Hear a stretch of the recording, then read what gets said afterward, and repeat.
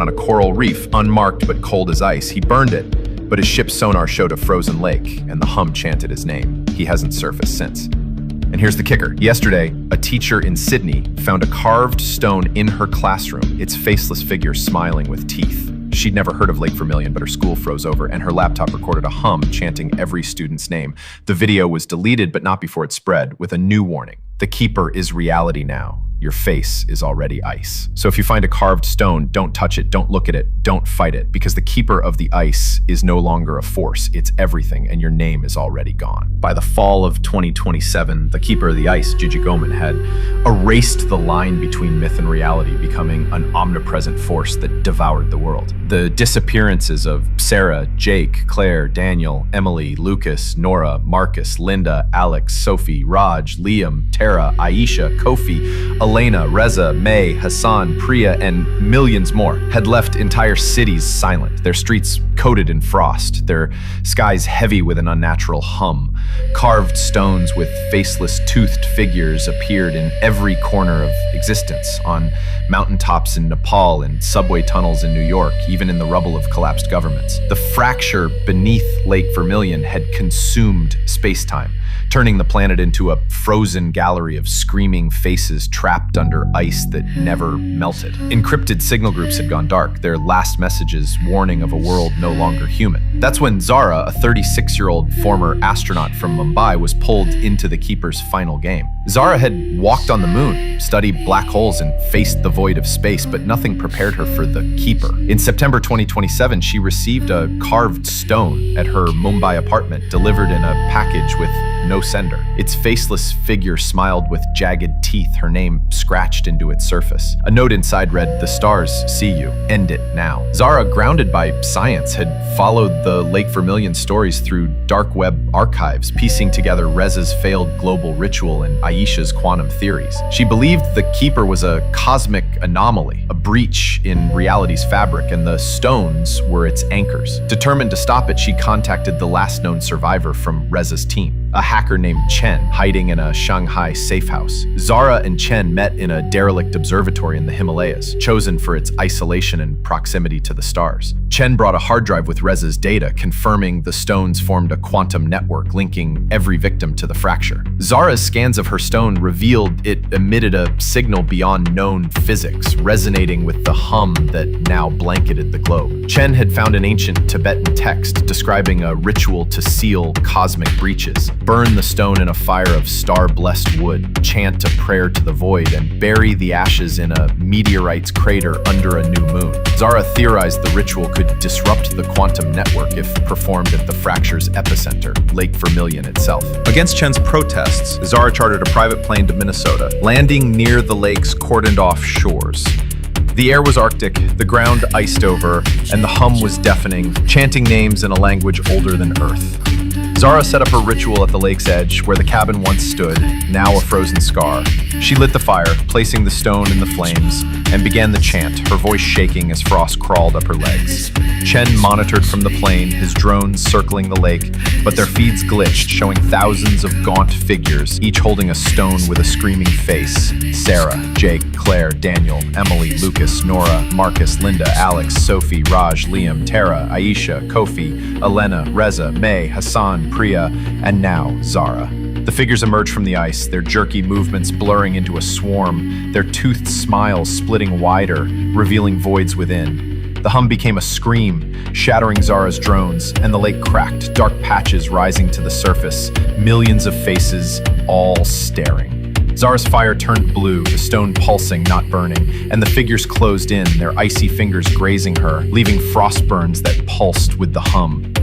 Chen's voice crackled over the radio, "Get out!" But the plane's engine stalled, its cockpit frosting over with claw-like scratches, spelling, "You are the ice."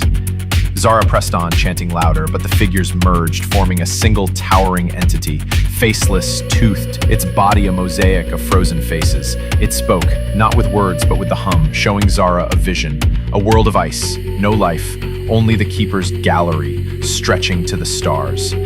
The stone floated, spinning, and the lake erupted, ice shards forming a spiral that pierced the sky. Zara threw her last hope, a quantum disruptor she'd built, into the fire, aiming to collapse the fracture.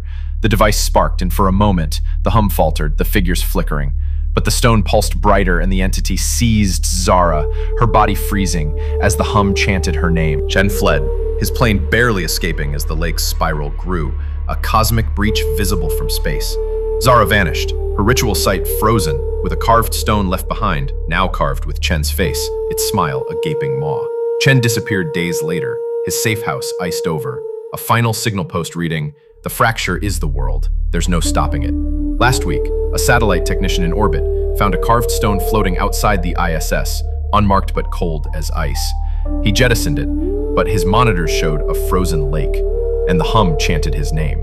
He hasn't responded since. And here's the kicker. Yesterday, a child in Cairo found a carved stone in a playground, its faceless figure smiling with endless teeth. She'd never heard of Lake Vermilion, but her city froze over, and her tablet recorded a hum chanting every name on Earth. The video vanished, but not before it spread, with a final warning: the keeper is existence now. Your face is gone. So, if you find a carved stone, there's no ritual left. No fire, no chant, no hope. The keeper of the ice is no longer coming. It's here, and your name is already ice. By the spring of 2028, the keeper of the ice, Gijakoman, had transcended all boundaries, becoming not just a force, but the very framework of reality. The disappearances of Sarah, Jake, Claire, Daniel, Emily, Lucas, Nora, Marcus, Linda, Alex, Sophie, Raj, Liam, Tara, Aisha, Kofi, Alana, Reza, May, Hassan, Priya, Zara, Chen, and billions more had left the Earth a frozen wasteland, its surface a mirror of ice reflecting a sky that no longer held stars. Carved stones with faceless toothed figures materialized in every fragment of existence, on the moon's surface, in deep-sea trenches, even in the dreams of the few who still clung to life. The fracture beneath Lake Vermilion had consumed all dimensions, turning the universe into a gallery of screaming faces trapped in ice that pulsed with a guttural hum. No governments remained, no networks survived, and the last encrypted signal messages had dissolved into static chanting names that no longer belonged to the living. That's when Eli, a 47-year-old former theoretical physicist from Jerusalem, found himself ensnared in the Keeper's eternal gaze. Eli had spent his life studying the edges of reality, from string theory to the nature of consciousness, but nothing prepared him for the end of everything. In March 2028, he was one of the last survivors, hiding in a fortified bunker beneath Jerusalem, powered by a dying generator. He'd been tracking the Keeper's spread through salvaged data from Zara's Himalayan observatory, piecing together a chilling truth. The Keeper wasn't just an entity, it was the collapse of reality into a singular frozen state, a new universe where only it existed. One night, as Eli pored over equations, a carved stone appeared on his desk, its faceless figure smiling with endless teeth, his name scratched into its surface. A voice, his own, distorted, whispered from the stone. "You see me now, come to the ice." Eli didn't run. He knew there was nowhere left to go. Instead, he studied the stone, its coldness defying thermodynamics, its surface shifting like a liquid mirror. He found a fragment of Chen's hard drive, hidden in the bunker's archives, describing the Keeper as a cosmic singularity, a point where all possibilities converged into ice. Eli theorized that the stones weren't just anchors, they were fragments of the Keeper itself, each one a seed of its new reality. He contacted the only other survivor he knew, Amara, a 62-year-old shaman from the Andes, who'd survived by sealing herself in a cave with ancient wards. Over a crackling radio, Amara shared a vision. The Keeper was building a new existence, not destroying but replacing the old one, with every soul trapped in its gallery as fuel. Eli and Amara devised a final plan, not to destroy the Keeper, every ritual had failed, but to understand it, to glimpse its purpose before the end. Amara taught Eli a ritual to see the fracture, combining Indian star chants with quantum meditation, using the stone as a lens. Eli prepared in the bunker, surrounding the stone with salt and obsidian, chanting as he focused on its pulsing surface. The hum began, global and eternal, shaking the bunker's walls. Frost coated everything, forming claw-like scratches that spelled, "You are mine." Eli's monitors flickered, showing a frozen lake stretching to infinity, with billions of dark patches, every face that ever was screaming in unison. As Eli chanted, the stone glowed, and he saw it. A vision of the Keeper's reality. A cosmos of ice, no light, no warmth, only the gaunt figure, now infinite, its toothed smile a galaxy of voids.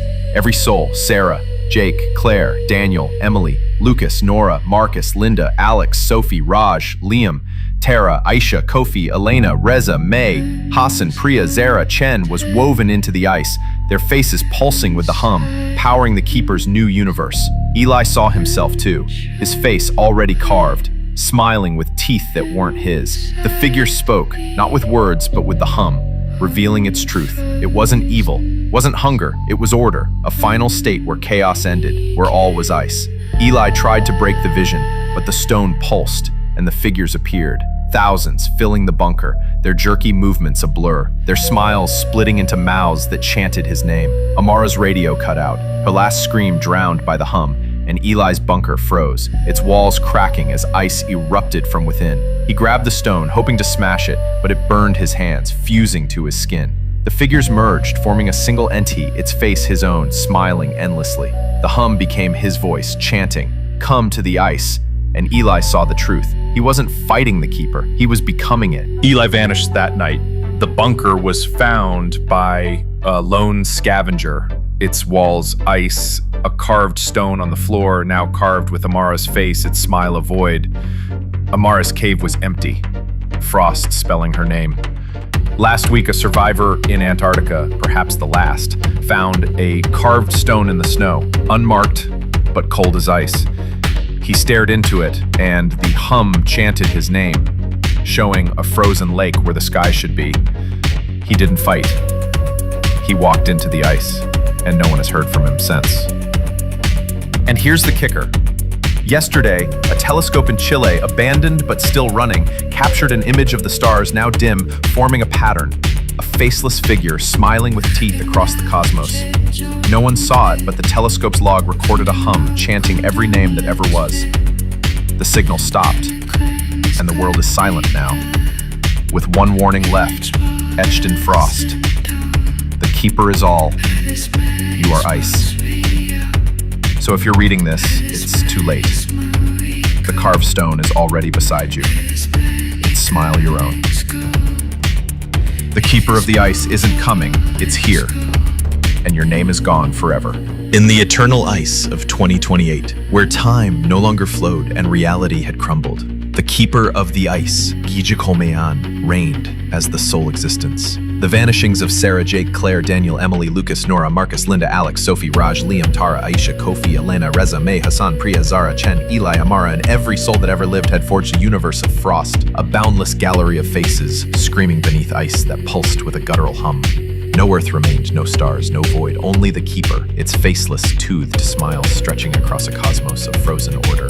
Carved stones, now infinite, floated in this non-space, each bearing a face, each a fragment of the keeper's eternal will. Yet, in this absolute dominion, a flicker of defiance emerged, a consciousness named Mira, a 34-year-old former neuroscientist from Lagos, whose mind somehow lingered trapped within the ice. Mira wasn't alive, not in any human sense. Her body had vanished in 2027, claimed by a carved stone, found in her lab while studying neural anomalies linked to the keeper's hum. But her consciousness persisted, woven into the keeper's gallery, a glitch in its perfect order. She saw the ice world through fractured visions, billions of faces, Sarah, Jake, Claire, Daniel, Eli, and more, suspended in agony, their screams fueling the keeper's hum. Mira felt the carved stone that had taken her, its toothed smile now her own face, pulsing in her mind.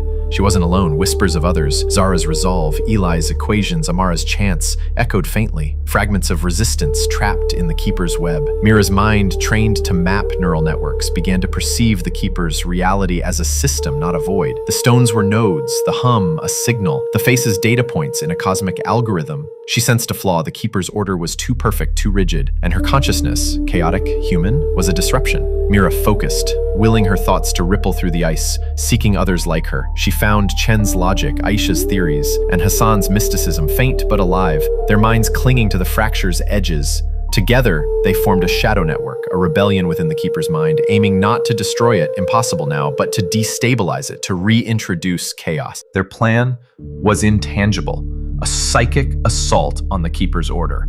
Mira led them, using her neural expertise to amplify their thoughts, weaving memories of life, laughter, warmth, imperfection into the hum. They targeted the stones, each a node of the keeper's control, projecting chaos into their signals. The ice trembled, the hum stuttering, and for a moment, the faceless figure flickered, its toothed smile faltering. Mira saw cracks in the gallery, faces, Sarah, Jake, Claire, blinking as if waking. But the keeper sensed them, its hum roaring, a chorus of every name, drowning their thoughts. Gaunt figures, infinite now, swarmed the ice, their smiles splitting into voids, each holding a stone with Mira's face, its teeth growing sharper. The keeper showed Mira its truth. It wasn't a devourer, but a creator. forging a universe without pain, without chaos, only ice. Every soul was preserved eternal in its gallery. Resistance was futile, a spark against an ocean. Yet Mira pushed harder, her mind burning with memories of Lagos markets, her family's voices, the messiness of life. Chen's logic cracked a stone signal, Aisha's theories warped the hum, and Hassan's chant sparked a ripple.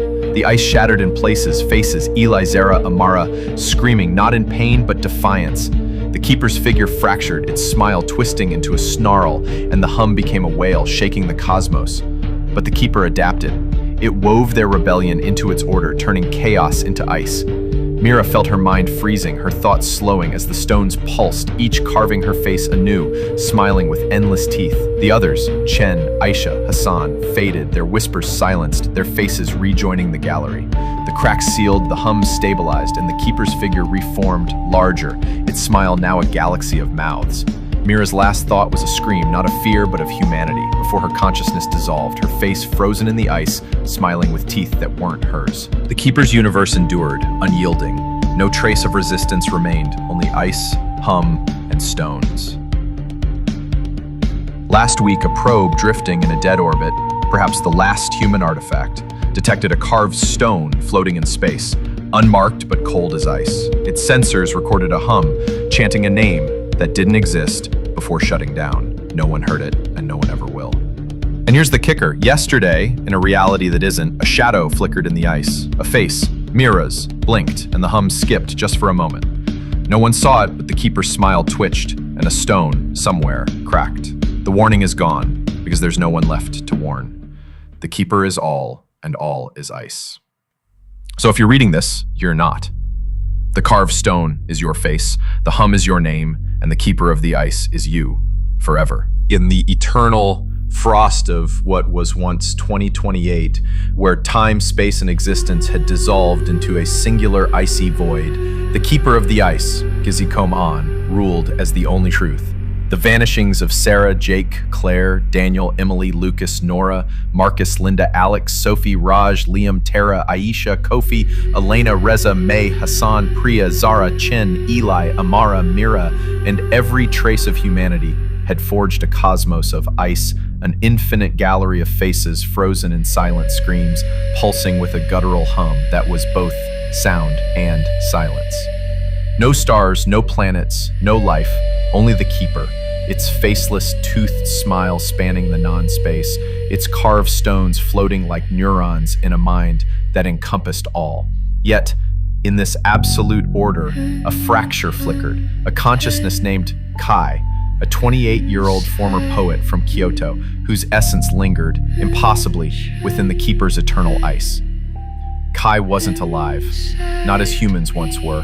His body had been claimed in 2027 when a carved stone appeared in his notebook during a poetry reading, its toothed smile bearing his name. His mind, however, persisted, a spark of chaos in the keeper's perfect lattice. Kai's existence was a kaleidoscope of visions, the ice world where billions of faces, Sarah, Jake, Claire, Mira, and more, hung suspended, their screams woven into the hum. He felt his stone, its jagged smile now his face pulsing in the void.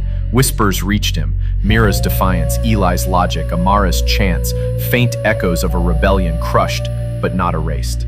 Kai, whose poetry had always sought meaning in the absurd, saw the keeper's reality as a verse, flawless, cold, and begging for a break in its rhythm. Kai's consciousness, shaped by metaphor, began to perceive the keeper's cosmos as a poem, not a prison.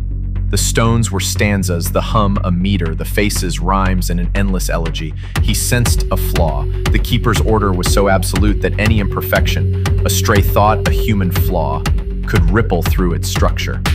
Kai reached out, his mind threading through the ice, seeking other echoes. He found Zara's resolve, Chen's calculations, and Mira's neural maps, fragments of resistance woven into the keeper's gallery. They formed a ghostly chorus, a rebellion of thought aiming not to destroy the keeper. Its victory was total, but to rewrite its poem, to inject chaos into its eternal verse. Their plan was formless, a dance of minds within the ice. Kai led, using his poetic instinct to disrupt the hum, weaving images of life, cherry blossoms rain on skin, a child's laugh into its rhythm. They targeted the stones, each a node of the keeper's control, projecting human imperfection into their signals. The ice quivered, the hum faltering, and for an instant, the faceless figure's smile cracked, its teeth dissolving into mist. Kai saw fractures in the gallery, faces, Sarah, Jake, Mira, stirring, their screams turning to whispers of hope. But the keeper felt them, its hum surging, a tidal wave of every name, crushing their thoughts. Infinite gaunt figures swarmed, their smiles splitting into chasms, each holding a stone with Kai's face, its teeth now eyes, watching. The keeper revealed its essence. It wasn't a creator, but a mirror, reflecting humanity's fear of chaos into a frozen order. Resistance only sharpened its clarity, making it stronger, yet Kai pushed deeper, his mind ablaze with poems of lost love and defiance. Zara's will shattered a stone signal, Chen's logic warped the hum, and Mira's map sparked a cascade. The ice splintered. Faces, Eli, Amara, Claire blinking, not in agony but in memory, their voices joining Kai's verse. The keeper's figure fractured, its smile twisting into a howl, and the hum became a storm, tearing at the cosmos. But the keeper rewrote the poem. It absorbed their chaos, turning rebellion into ice. Kai felt his mind crystallizing, his thoughts freezing. As the stones pulsed, each carving his face anew, smiling with eyes that weren't his. The others, Zara, Chen, Mira, faded, their whispers locked in ice, their faces rejoining the gallery. The fracture sealed, the hum steadied, and the keeper's figure reformed, vaster, its smile now a constellation of voids. Kai's last thought was a line of poetry. We break, but we bloom. Before his consciousness shattered, his face frozen in the ice, smiling with eyes that saw nothing. The keeper's cosmos endured, eternal and unyielding. No rebellion remained, only ice, hum, and stones. Last week, in a non-time that isn't, a carved stone flickered in the void, unmarked but cold as ice. No one saw it, but the hum chanted a name that never was, and the stone vanished as if it never existed. And here's the kicker. Yesterday, in a reality that doesn't, a face, Myra's or maybe Kai's, flashed in the ice and the hum skipped just for an eternity. No one felt it, but the keeper's smile twitched, and a stone, nowhere, whispered a poem. There's no warning left, because there's no one to warn. The keeper is all, and all is ice. So, if you're hearing this, you're not. The carved stone is your name, the hum is your face, and the keeper of the ice is you. Always. In the timeless expanse of what was no longer 2028, where existence had collapsed into an eternal frost, the keeper of the ice, Gigi Koman, was all that remained. The vanishings of Sarah, Jake, Claire, Daniel, Emily, Lucas, Nora, Marcus, Linda, Alex, Sophie, Raj, Liam, Tara, Aisha, Kofi, Elena, Reza, May, Hassan, Priya, Zara, Chen, Eli, Amara, Mira, Kai, and every fragment of life had forged a universe of ice, an infinite gallery of faces locked in silent agony, their screams woven into a guttural hum that was both everything and nothing. No time, no space, no meaning, only the keeper. Its faceless, toothed smile stretching across a non-reality, its carved stones pulsing like stars in a mind that was the cosmos itself. Yet in this absolute eternity, a tremor stirred. A consciousness named Lena, a 31-year-old former musician from Stockholm whose essence flickered impossibly within the keeper's icy lattice. Lena wasn't alive, not as humans once knew life. Her body had dissolved in 2027, claimed by a carved stone that appeared in her violin case during a midnight performance, its toothed smile etched with her name. Her mind, however, lingered, a discordant note in the keeper's flawless symphony. Lena's existence was a mosaic of visions, the ice cosmos where trillions of faces, Sarah, Jake, Claire, Mira, Kai, and more, hung frozen, their pain fueling the keeper's hum. She felt her stone, its jagged smile now her face, vibrating in the void. Echoes reached her, Kai's poetry, Mira's defiance, Eli's logic, faint remnants of a rebellion swallowed but not silenced. Lena, whose music had always sought to pierce silence, saw the keeper's reality as a score, perfect, cold, and craving a dissonance to shatter its harmony. Lena's consciousness, shaped by melody, began to perceive the keeper's cosmos as a composition, not a cage. The stones were chords, the hum a rhythm, the faces notes in an endless requiem. She sensed a flaw. The keeper's symphony was so precise that any disruption, a stray sound, a human flaw, could unravel its structure. Lena reached out, her mind weaving through the ice, seeking other echoes. She found Zara's will, Chen's precision, and Kai's metaphors, fragments of resistance embedded in the Keeper's gallery. They formed a spectral orchestra, a rebellion of sound, aiming not to defeat the Keeper, its reign was absolute, but to disrupt its harmony, to sow dissonance into its eternal score. Their plan was ethereal, a symphony within the ice. Lena led, using her musical instinct to distort the hum, weaving strains of life, violin wails, street songs, a lover's hum, into its rhythm. They targeted the stones, each a chord of the Keeper's control, projecting dissonance into their signals. The ice shuddered, the hum fracturing, and for a fleeting moment the faceless figure's smile wavered, its teeth dissolving into static. Lena saw fissures in the gallery, faces, Sarah, Jake, Kai stirring, their screams softening into murmurs of memory, but the Keeper sensed them, its hum surging, a cacophony of every name, crushing their thoughts.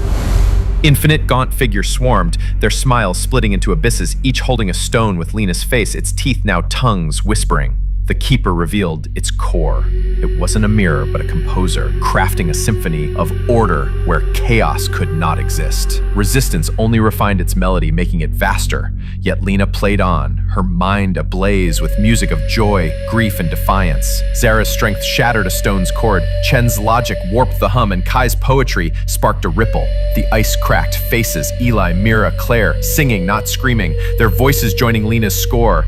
The Keeper's figure splintered, its smile twisting into a shriek, and the hum became a tempest, shaking the non-cosmos. But the Keeper recomposed the score. It absorbed their dissonance, turning rebellion into ice. Lena felt her mind crystallizing, her thoughts slowing as the stones pulsed, each carving her face anew, smiling with tongues that weren't hers. The others, Zara, Chen, Kai, faded, their whispers frozen, their faces rejoining the gallery. The fissures sealed, the hum harmonized, and the Keeper's figure reformed, boundless, its smile now a nebula of mouths. Lena's last note was a violin's cry. We sing, we shatter, before her consciousness dissolved, her face frozen in the ice, smiling with tongues that spoke nothing. The Keeper's symphony endured, eternal and absolute. No resistance remained, only ice, hum, and stones. Last week, in a non-place that never was, a carved stone pulsed in the void, unmarked but cold as ice. No one saw it, but the hum chanted a name that didn't exist, and the stone faded as if it was never real. And here's the kicker. Yesterday, in a reality that isn't, a note, Lena's, or perhaps Kai's, rang in the ice, and the hum wavered, just for an infinity. No one heard it, but the Keeper's smile twitched, and a stone, nowhere, sang a single note. There's no warning left, because there's nothing to warn. The Keeper is all, and all is ice. So if you're hearing this, you're not. The carved stone is your song. The hum is your name. And the Keeper of the ice is you, forever. In the boundless frost of what was no longer 2028, where all that was had dissolved into an eternal ice, the Keeper of the ice, Gijikomon, was the sole reality.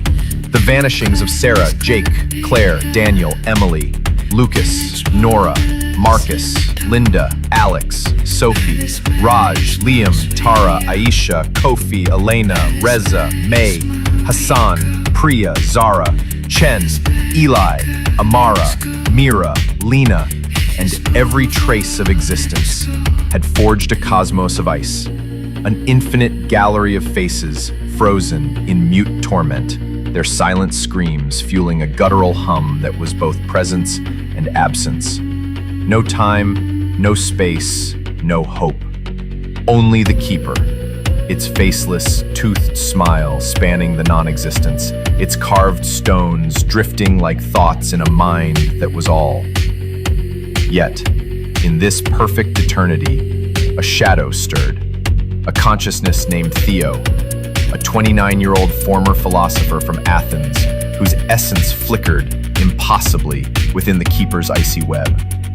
Theo wasn't alive, not as life was once known. His body had been claimed in 2027 when a carved stone materialized in his study during a lecture on existentialism, its toothed smile etched with his name. His mind, however, endured, a spark of paradox in the Keeper's flawless order. Theo's existence was a tapestry of visions, the ice cosmos, where countless faces, Sarah, Jake, Claire, Mira, Lena, and more hung suspended, their agony woven into the hum. He felt his stone, its jagged smile now his face, pulsing in the void. Echoes reached him, Lena's melody, Kai's poetry, Mira's defiance, faint remnants of a rebellion crushed but not erased. Theo, whose philosophy had always wrestled with the absurd, saw the Keeper's reality as a question, absolute, cold, and demanding an answer to disrupt its certainty. Theo's consciousness, shaped by inquiry, began to perceive the Keeper's cosmos as a theorem, not a truth. The stones were axioms, the hum a proof, the faces variables in an eternal equation. He sensed a flaw.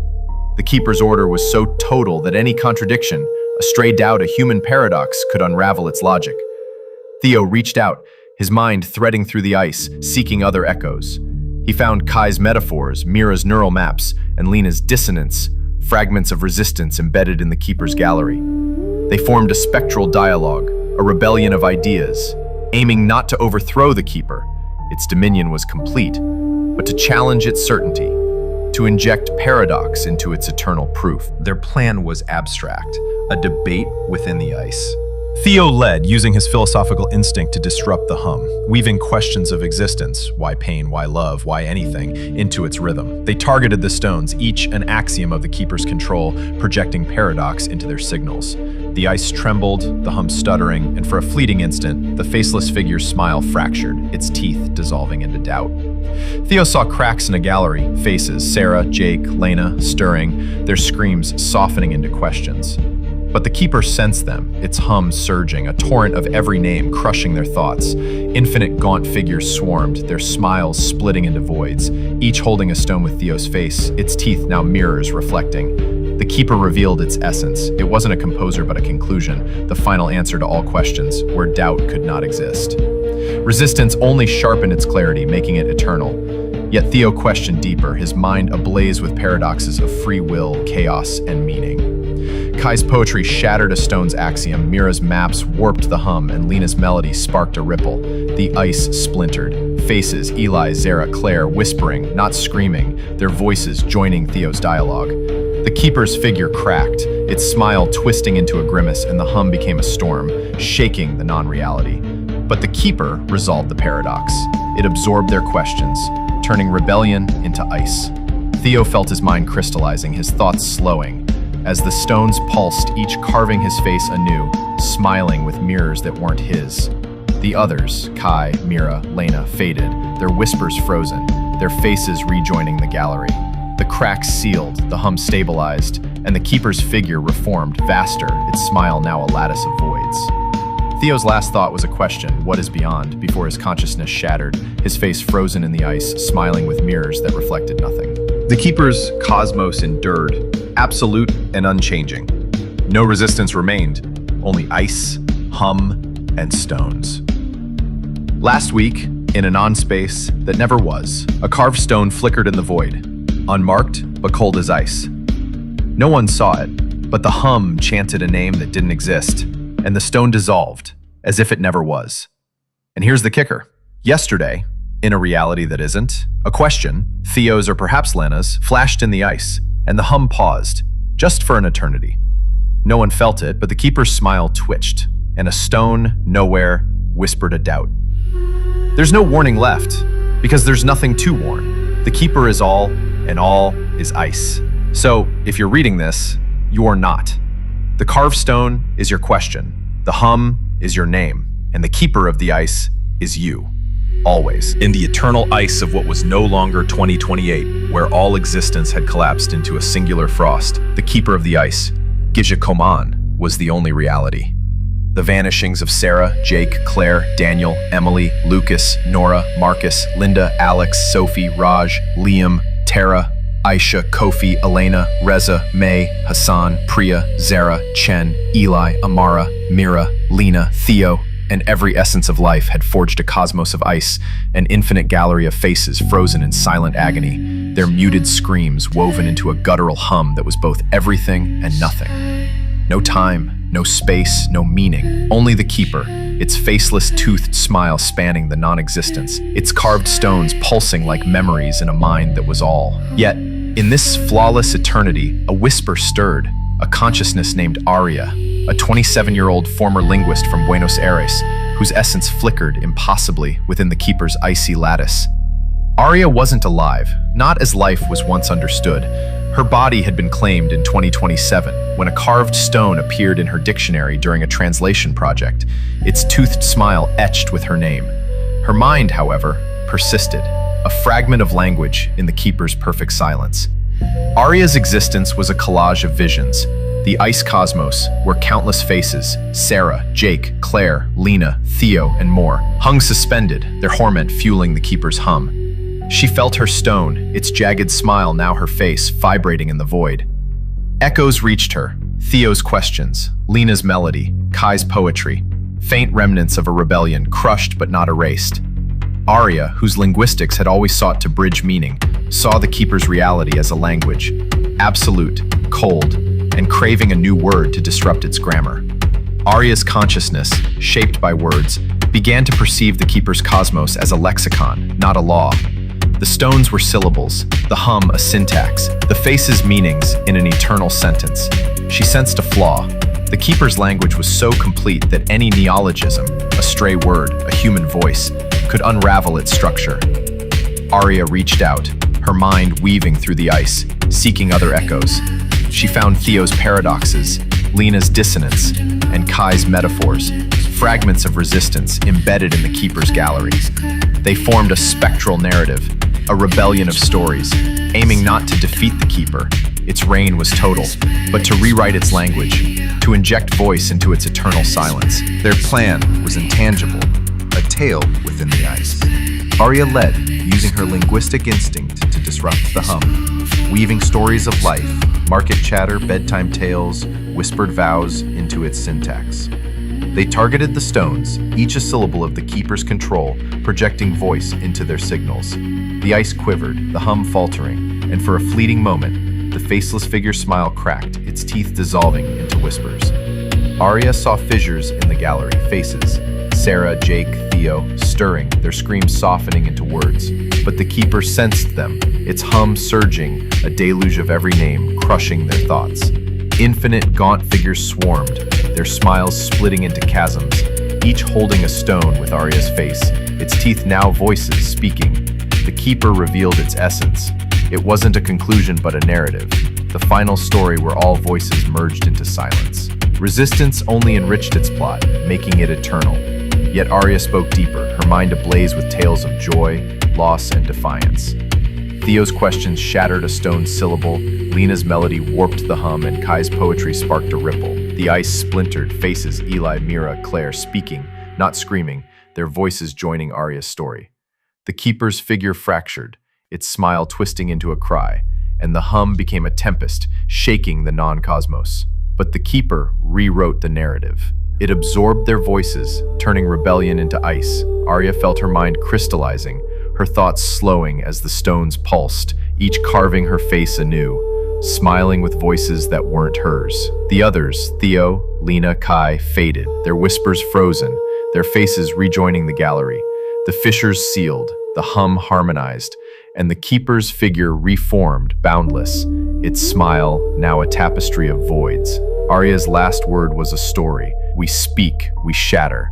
Before her consciousness dissolved, her face frozen in the ice, smiling with voices that said nothing. The keeper's cosmos endured eternal and absolute. No resistance remained, only ice, hum, and stones. Last week, in a non-place that never was, a carved stone pulsed in the void, unmarked but cold as ice. No one saw it, but the hum chanted a name that didn't exist, and the stone vanished, as if it never was. And here's the kicker. Yesterday, in a reality that isn't, a word, Aria's or perhaps Theo's, flashed in the ice and the hum paused, just for an infinity. No one heard it, but the keeper's smile twitched. And a stone, nowhere, whispered a tale. There's no warning left because there's nothing to warn. The keeper is all, and all is ice. So if you're reading this, you're not. The carved stone is your story, the hum is your name, and the keeper of the ice is you, forever. In the winter of 2019, a 32-year-old woman named Sarah decided she needed a break from her hectic life as a nurse in Minneapolis. Sarah wasn't much for vacations. She spent most of her time working double shifts, but her friends kept telling her to get away, to clear her head. So, when she found an affordable Airbnb listing for a small cabin on Lake Vermilion, a remote lake in northern Minnesota, she thought it sounded perfect. The listing described a cozy, isolated cabin surrounded by snow-covered pines, with no neighbors for miles and spotty cell service. Ideal for solitude, it said. Sarah booked it for a 4-day weekend in February. She arrived at the cabin late on a Friday afternoon, after a 6-hour drive through increasingly desolate roads. The cabin was exactly as advertised, a 1-bedroom wooden structure with a wood-burning stove, a tiny kitchen, and a frosted-over window overlooking the frozen expanse of Lake Vermilion. The lake itself was massive, stretching out like a sheet of glass under the gray sky, its surface dusted with fresh snow. Sarah unpacked her groceries, a couple of novels, and her heavy winter gear, then settled in with a cup of tea, feeling the stress of her job start to melt away. That first night was quiet. Sarah read by the fire, the only sounds, the crackling logs, and the occasional howl of wind outside. She went to bed early, exhausted from the drive, and slept deeply until around 3 a.m. when she woke with a start. She wasn't sure what had roused her, but her heart was racing, and the cabin felt unnaturally cold. She pulled the blankets tighter and listened. That's when she heard it. A faint, rhythmic crunch, like footsteps on snow, coming from the direction of the lake. Sarah sat up, straining to hear. The sound was steady, crunch, crunch, crunch, moving closer to the cabin, then stopping abruptly. She waited, holding her breath, but there was nothing else, just silence. Sarah tried to convince herself it was an animal, a deer, maybe, or a fox wandering across the ice. She grabbed her flashlight, crept to the window, and peered out. The beam cut through the darkness, illuminating the snow-covered shore and the edge of the frozen lake. Nothing moved, no tracks, no shapes, just an eerie stillness. She went back to bed, telling herself she was just jumpy from being alone in the middle of nowhere. But sleep didn't come easily. The next morning, Sarah checked outside. The snow around the cabin was pristine, no footprints or animal tracks anywhere near the shore. She felt a little foolish, chalking the sounds up to her imagination, and decided to spend the day exploring. She bundled up and walked along the lake's edge, the ice creaking faintly under its blanket of snow. About 100 yards from the cabin, she noticed something odd. A dark patch on the ice, roughly human-shaped, like a shadow frozen beneath the surface. She brushed away the snow, expecting to see a log or some debris, but there was nothing, just clear ice, and below it, that faint humanoid outline. It gave her the creeps, so she hurried back to the cabin, trying to shake the feeling that something wasn't right. That night, the crunching footsteps returned. This time, they were louder, closer, and didn't stop. Sarah lay in bed, frozen with fear, as the sound circled the cabin crunch. Crunch, crunch, slow and deliberate, like someone pacing outside. She clutched her phone, but there was no signal, and the landline in the cabin was dead. The footsteps paused right outside her window, and then she heard something new. A low, guttural hum, like a voice trying to form words, but failing. It was faint, but it seemed to come from the lake, not the shore. Sarah's hands shook as she grabbed her flashlight and pointed it at the window. The beam reflected off the frost, but for a split second, she thought she saw a Chapital, thin, and impossibly still standing, just beyond the glass. She didn't sleep that night. By morning, Sarah was ready to pack up and leave, but a part of Hera, stubborn, curious, part wanted answers. She decided to stay one more night, determined to figure out what was going on. That afternoon, she ventured back to the lake, armed with a shovel from the cabin shed. She trudged out to the dark patch she'd seen the day before and started clearing the snow. The ice was thick, but the shadow beneath it was clearer now. A human figure, arms outstretched, face blurred but somehow watching her. Sarah's breath caught. She scraped at the ice, trying to get a better look, when she noticed something else. Faint scratches on the surface, like claw marks, radiating out from the shadow. That evening, Sarah barricaded the cabin door with a chair and kept the fire roaring, hoping the light would keep whatever was out there at bay. She sat by the window, flashlight in hand, watching the lake. Around midnight, the crunching started again, but this time it was different, faster, more erratic, like something running across the ice. Sarah's eyes darted to the lake, and that's when she saw it. A figure, tall and gaunt, standing in the center of the frozen lake, its head tilted at an unnatural angle. It didn't move, but even from a distance, Sarah felt its gaze lock onto her. The humming returned, louder now, vibrating through the cabin's walls, and the figure took a single jerky step toward the shore. Sarah screamed, dropped the flashlight, and scrambled for her car keys. She shoved the chair aside, flung open the door, and ran to her SUV, not daring to look back. The engine roared to life, and she sped down the snowy road, her heart pounding. She didn't stop until she reached a gas station 40 miles away, where she finally called the local sheriff's office. She told them everything, the footsteps, the humming, the figure on the lake. The sheriff promised to check it out, but Sarah could tell he thought she was just a city girl spooked by the woods. A week later, Sarah got a call from the sheriff's office. They'd found the cabin, but there was no sign of anything unusual. No footprints, no scratches on the ice, no dark patch. The lake was frozen solid, too thick for anything to be trapped beneath it. But then the sheriff said something that made Sarah's blood run cold. The cabin's previous renter, a man who'd stayed there the winter before, had gone missing. His car was found parked by the lake, but his body was never recovered. Locals whispered about an old legend, one the Airbnb listing hadn't mentioned. Decades ago, a trapper had drowned in Lake Vermilion, his body lost under the ice. Some said his spirit lingered, luring others to join him in the frozen depths. Sarah never went back to that cabin. She tried to move on, but sometimes, late at night, she hears a faint crunching sound outside her apartment, like footsteps on snow. She keeps her curtains drawn, afraid to look out, because deep down, she knows what she might see. A tall, gaunt figure, standing in the dark, watching her. And here's the kicker. A year later, Sarah was browsing an online forum for paranormal stories when she found a post from another renter who'd stayed at that same cabin. They described the same crunching footsteps, the same humming, and a figure on the lake. But their story ended differently. They tried to take a photo of the figure, thinking it would prove what they saw. When they checked the photo later, the figure was gone, but in its place was a reflection of their own face, frozen in a scream, trapped beneath the ice.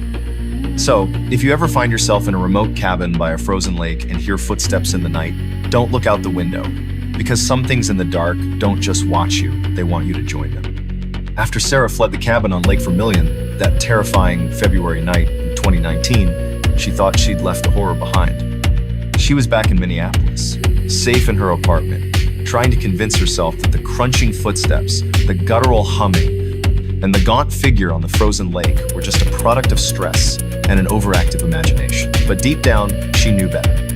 The memory of that figure's unnatural tilt, its piercing stare clung to her like frost on a window pane. She stopped talking about it, even to her closest friends, because every time she tried, her voice would shake, and she'd feel that same oppressive chill from the cabin. For weeks, Sarah avoided anything that reminded her of that weekend. She threw out her winter boots, still caked with snow from the lake shore, and deleted the Airbnb app from her phone. She even started sleeping with a small lamp on, because the darkness felt too heavy, too alive. But no matter how hard she tried to move on, strange things started happening. At first, it was subtle. Her keys would be in a different spot than where she left them, or she'd wake up to find her bedroom window cracked open, letting in a draft that smelled faintly of lake water. She told herself it was nothing, just her mind playing tricks. But then, one night, she found a small patch of frost on her bathroom mirror, shaped like a handprint, even though it was the middle of March and her apartment was warm. Desperate for answers, Sarah decided to dig deeper. She couldn't go back to the cabin. Her gut told her that was a bad idea, but she could research. She spent hours scouring online forums, local history sites, and even old newspaper archives for anything about Lake Vermilion. That's when she stumbled across a blog post buried in an obscure Minnesota history forum. It was written by a retired park ranger named Tom, who claimed to have worked in the Hiawatha National Forest near Lake Vermilion in the 1980s. The post was titled, "The Lake That Keeps Its Dead." Tom wrote about a local legend that went beyond the story of the drowned trapper Sarah had heard from the sheriff. According to the post, Lake Vermilion had a dark history stretching back to the early 1900s. Loggers who worked the area claimed the lake was cursed, that it held on to anyone who died in its waters. They told stories of seeing figures beneath the ice in winter, shadowy shapes that moved when no one was looking. But the creepiest detail was about a ritual. Tom wrote that some old-timers believed the lake demanded an offering every few years, and if it wasn't given one, it would call someone to the ice. The post ended abruptly, with Tom saying he'd stopped visiting the lake after seeing something he couldn't explain. A figure standing on the ice at night, humming a tune that made his ears ring. Sarah's stomach churned as she read. The humming. She hadn't told anyone about that sound, not even the sheriff. She tracked down Tom's contact info through the forum and sent him an email describing her experience at the cabin. To her surprise, he replied within hours. He was retired now, living in Duluth, and agreed to meet her at a coffee shop. When Sarah arrived, Tom was already there, a grizzled man in his late 60s, with deep lines on his face and eyes that looked like they'd seen too much. He listened quietly as Sarah recounted her story, nodding occasionally, but his expression grew darker when she mentioned the figure on the lake. You saw it, Tom said, his voice low. He leaned forward, glancing around the coffee shop like he was afraid someone might overhear. That thing's been out there longer than any of us. It's not just a ghost. It's something else. Something the lake keeps alive. He told her about an incident from 1983 when he was a young ranger. He'd been called to Lake Vermilion after a fisherman reported seeing a body under the ice. Tom and his partner skated out to check, but found nothing, just a dark patch like a shadow that vanished when they returned with equipment. That night, Tom heard humming outside his ranger station, and the next morning, his partner didn't show up for work. They found his truck by the lake, engine running, with no sign of him. The official report said he'd wandered off and gotten lost, but Tom never believed it. Sarah asked if there was a way to stop it, to make sure whatever was in the lake didn't follow her anymore. Tom shook his head. You don't mess with the lake, he said. You stay away, and whatever you do, don't go back to that cabin. He paused, then added, if you brought anything from there, get rid of it, now. Sarah's blood ran cold. She hadn't brought anything from the cabin, or so she thought. But when she got home, she checked her coat pockets, the ones she'd worn that weekend. Her fingers closed around something cold and smooth, a small, flat stone, no bigger than a quarter, with a faint carving on it, a crude outline of a figure with no face. She didn't remember picking it up, but the sight of it made her nauseous. She threw it into a drawer, locked it, and tried to forget. That night, the crunching footsteps returned. They weren't outside her apartment, they were inside, coming from the hallway leading to her bedroom. Sarah grabbed the kitchen knife and crept toward the sound, her heart pounding. The footsteps stopped at the drawer where she put the stone. The humming started again, low and guttural, and the drawer rattled like something was trying to get out.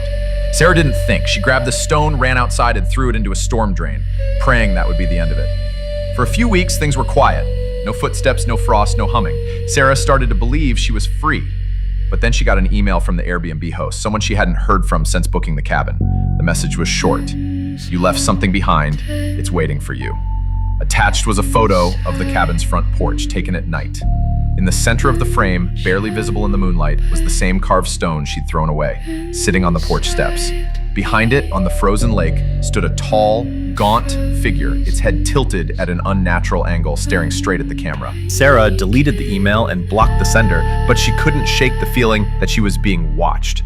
She moved to a new apartment, changed her phone number, and even quit her job hoping distance would help. But every winter when the first snow falls, she hears it, a faint crunching sound like footsteps on ice coming from just outside her window. She never looks because she knows what she'll see. And here's the kicker. Last year, Sarah found another post on that same Minnesota history forum written by someone claiming to have rented the same cabin. They described finding a small carved stone on the porch, and that night they saw a figure on the lake. They didn't stick around to find out what it wanted, but when they got home, they found a new carving on the stone, one that looked exactly like their own face, frozen in a scream. So if you ever rent a cabin by a frozen lake and find a strange stone, don't touch it. And if you hear footsteps in the night, don't look out. Because some things in the dark don't just follow you, they claim you. Sarah thought throwing the carved stone into the storm drain would end her nightmare. After that terrifying email from the Airbnb host showing the stone back on the cabin's porch with the gaunt figure looming on Lake Vermilion, she'd done everything to cut ties with that place. She'd moved to a new apartment in St. Paul, changed her number, and even started seeing a therapist to cope with the paranoia that gripped her every time snow fell. But deep down, Sarah knew the lake wasn't done with her. The crunching footsteps outside her window, the faint humming that sometimes woke her at 3 a.m., they were reminders that whatever she'd encountered in that cabin was still watching. By the winter of 2020, Sarah was trying to rebuild her life. She'd landed a new nursing job, started dating someone, and even began to sleep with the lights off again. But one evening, in early December, as she walked home from a late shift, she noticed something odd in the snow outside her apartment building. A single, faint footprint, too large to be human, with claw-like marks at the toes. It was alone, no trail leading to or from it, as if something had stood there for a moment and vanished. Her stomach dropped. She hurried inside, locked the door, and checked every window, but found nothing else. Still, she couldn't shake the feeling that the lake had found her. The next day, Sarah got a package in the mail. It had no return address, just her name scrawled in jagged handwriting. Inside was a small wooden box, its surface etched with the same crude, faceless figure as the stone she'd thrown away. Her hands trembled as she opened it. Nestled in a bed of damp moss was another stone, identical to the one she'd found in her coat pocket, smooth, cold, with that eerie, featureless carving. A folded note was tucked beneath it, written in the same jagged script. "The lake misses you. Come back." Sarah's knees buckled. She burned the note in her kitchen sink and buried the stone in a dumpster behind her building, but the smell of lake water lingered in her apartment for days. Desperate, Sarah reached out to Tom, the retired park ranger she'd met in Duluth. She called him, her voice shaking as she described the footprint, the package, and the new stone. Tom was quiet for a long time before he spoke. "I told you not to take anything from that place," he said, his tone grim. "That stone, it's not just a rock, it's a marker. The lake uses it to find you." He told her about another story he'd heard from an old Ojibwe elder years ago, one he hadn't shared before. The elder claimed Lake Vermilion was a thin place where the veil between the living and something older, hungrier, was fragile. The figure in the lake wasn't just a ghost, it was a guardian bound to the water, collecting souls to keep the balance. And once it chose you, it didn't let go. Tom urged Sarah to destroy the stone, but not by throwing it away. "You have to break it," he said. "Smash it, burn the pieces, and scatter them far from water. But you have to do it right." He warned her that others had tried to get rid of the lake's markers before. Some burned them, some buried them, but the figure always returned, angrier each time. Sarah asked what would happen if she ignored it. Tom's voice dropped to a whisper. "It'll come for you, and it won't stop at you." That night, Sarah decided to follow Tom's advice. She drove to a hardware store, bought a hammer, and took the stone to an empty parking lot far from any rivers or lakes. Under the glow of a streetlight, she placed the stone on the asphalt and raised the hammer. But as she swung, she heard it, a low guttural hum, the same one from the cabin, vibrating through the air. The streetlight flickered, and in the split second of darkness, she saw it. The gaunt